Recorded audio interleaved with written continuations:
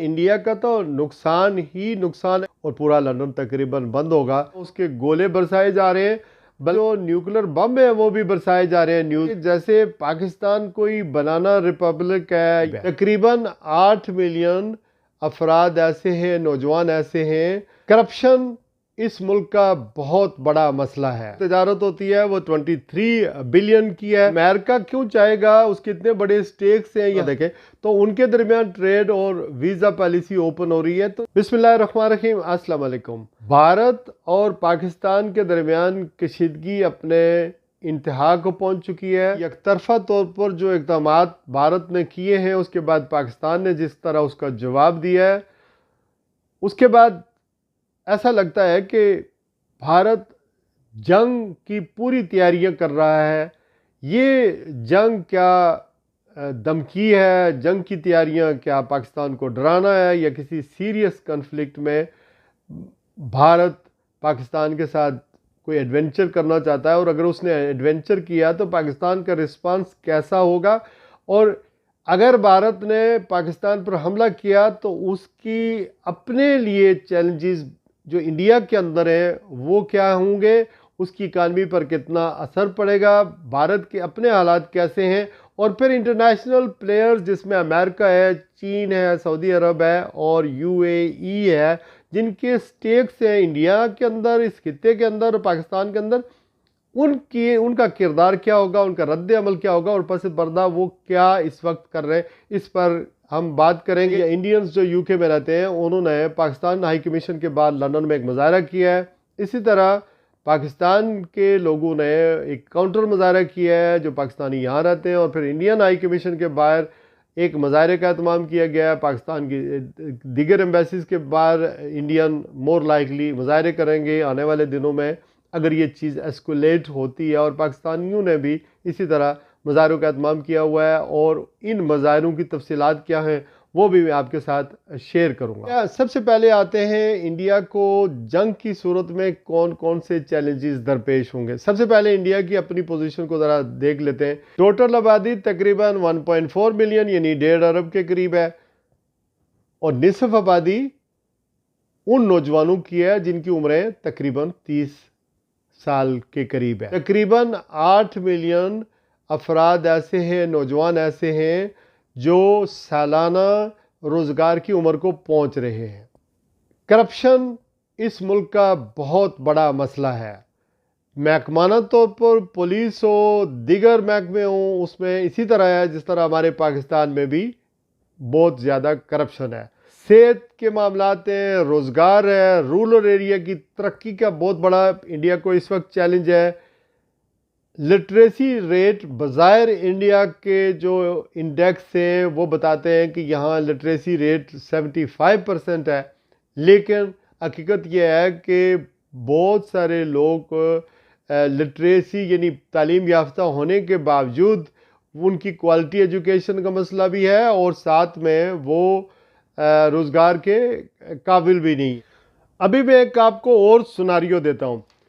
मसलन चीन और अमेरिका के दरमियान टैरिफ आयद किए जाने के बाद जो तजारत है वो मिनिमम तक पहुंच गई है, और अगर दोनों मुल्कों के दरमियान ये जो वॉर है ट्रेड की, अगर कोई सेटलमेंट नहीं होता, या जो इन लोगों ने एक दूसरे के ऊपर टैरिफ या ड्यूटी आयद की हुई है, अगर वो कम नहीं होती, तो फिर ऐसी अमेरिकन कंपनियां जो चीन के अंदर कारोबार कर रही हैं, मसलन एप्पल है, दूसरी कंपनियां हैं, वो इंडिया के अंदर अपने नेटवर्क कायम करेंगी, इंडिया में अपनी मैन्युफैक्चरिंग करेंगे। जैसे एप्पल कंपनी है, दूसरी कंपनी है।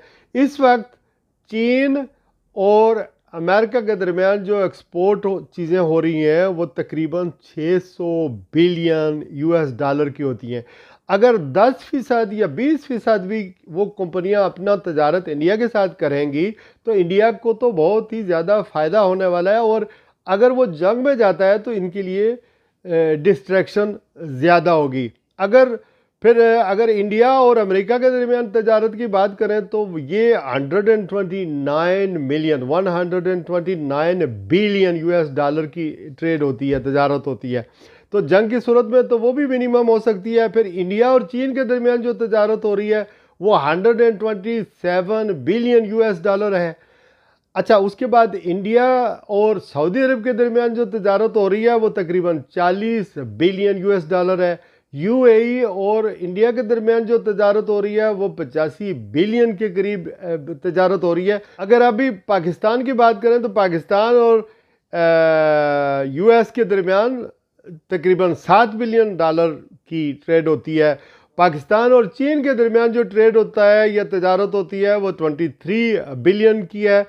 इसमें ज़्यादातर जो है वो यकतरफा ही है, चूँकि चीन जो है अपनी गुड्स पाकिस्तान लाता है और वहाँ भेजता है, तो ज़्यादा फ़ायदा मैं समझता हूँ कि चीन उठाता है जो पाकिस्तान के साथ तजारत करता है। तो मेरा कहने का मकसद यह है कि अगर पाकिस्तान के साथ जंग करता है या जंग मुसल्लत करता है इंडिया, तो उसको फाइनेंशियली तौर पर तो ये लॉस होगा। और फिर अमेरिका क्यों चाहेगा, उसके इतने बड़े स्टेक्स हैं यहाँ पर इंडिया के अंदर।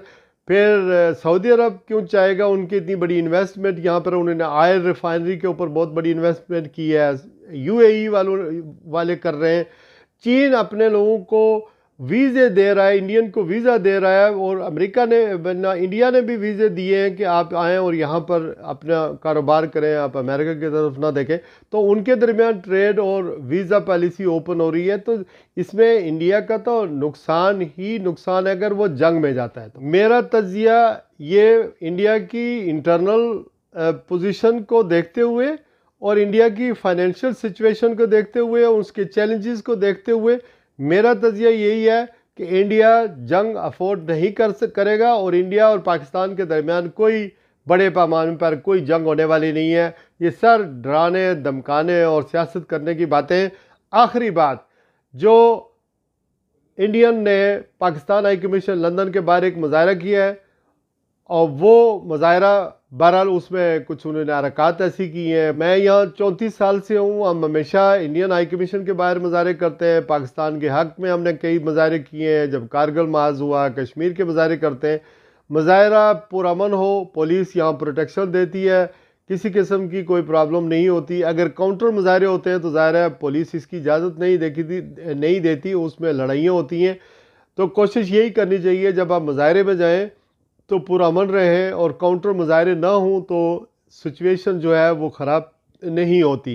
अगर आपने पाकिस्तान से मोहब्बत का इज़हार करना है, इंडिया से अपनी मोहब्बत का इज़हार करना है, तो पुरअमन रहकर अपना एहतजाज करें, जो भी आपके सामने प्लेटफार्म है। लेकिन यहाँ पर बरतानिया हो, यूरोप हो, यहाँ पर हमारी तीसरी चौथी नस्ल जो है वो जवान हो रही है। इंडियन पाकिस्तानी आपस में हारमनी में रहते हैं। जो बैक होम सियासत होती है वो अपनी जगह है, अपने मुल्क का दफा आप कर सकते हैं, आपको पूरा हक हासिल है, लेकिन उसके और तरीके भी हैं। एक दूसरे से लड़ाइयाँ करके अपने ख़िलाफ़ केस बनवाना और पाकिस्तान की बदनामी करवाना, ये मेरे ख़्याल में कोई मुनासिब तर्ज़ अमल नहीं है। फिर आखिरी बात जो करना चाह रहा हूँ वो ये है कि संडे को मुज़ाहरा अतवार को पाकिस्तानी कुछ कर रहे हैं इंडियन हाई कमीशन के बाहर, लेकिन ये मुज़ाहरा प्लान करने से पहले वहाँ पर इंडियन भी आएंगे काउंटर मुज़ाहरा करने के लिए।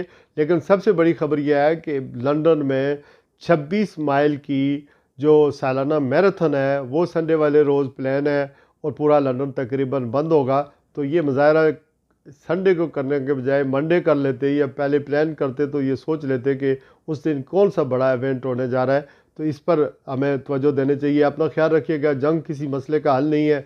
आई होप कि इंडिया और पाकिस्तान के दरमियान अमन हो, कश्मीर का मसला हल हो। जो कोर इशू है, दोनों मुल्क एक दूसरे की गुर्बत ख़त्म करने में, एक दूसरे के साथ अच्छे रवाबत कायम करने के लिए आगे आएँ। मैं पाकिस्तानी हूँ, कश्मीरी हूँ, मैं ब्रिटिश हूँ, लेकिन मेरा पेशा क्या है, सहाफ़त। और हर दौर में कोशिश करनी चाहिए अमन का सफ़ीर बनने की, अमन की बात करने की। कुछ जर्नलिस्ट इंडिया के अंदर भी आज ऐसे हैं, जब पूरा मीडिया जो है वो प्रोपेगेंडा वॉर पाकिस्तान के ख़िलाफ़ मसरूफ़ है। कुछ ऐसे साफ़ी भी हैं जो वहाँ पर आज भी इंडियन मोदी की पॉलिसियों को ऑन नहीं करते। सिविल सोसाइटी में भी ऐसे लोग होते हैं। जज्बात अपनी जगह, मोहब्बत मुल्क के लिए अपनी जगह, लेकिन यानी जंग की तरफ हमें नहीं बढ़ना चाहिए और खामखा झूठ को नहीं फैलाना चाहिए। हकीकत पर मबनी बात करनी चाहिए और अपना मौक़िफ़ ज़रूर देना चाहिए। एक आखिरी रिक्वेस्ट है, अगर आपने ये मेरा चैनल सब्सक्राइब नहीं किया तो प्लीज़ सब्सक्राइब कर दें, ताकि जो भी मैं वीडियो डाउनलोड करूँ वो आप तक पहुँच जाए। अल्लाह हाफ़िज़।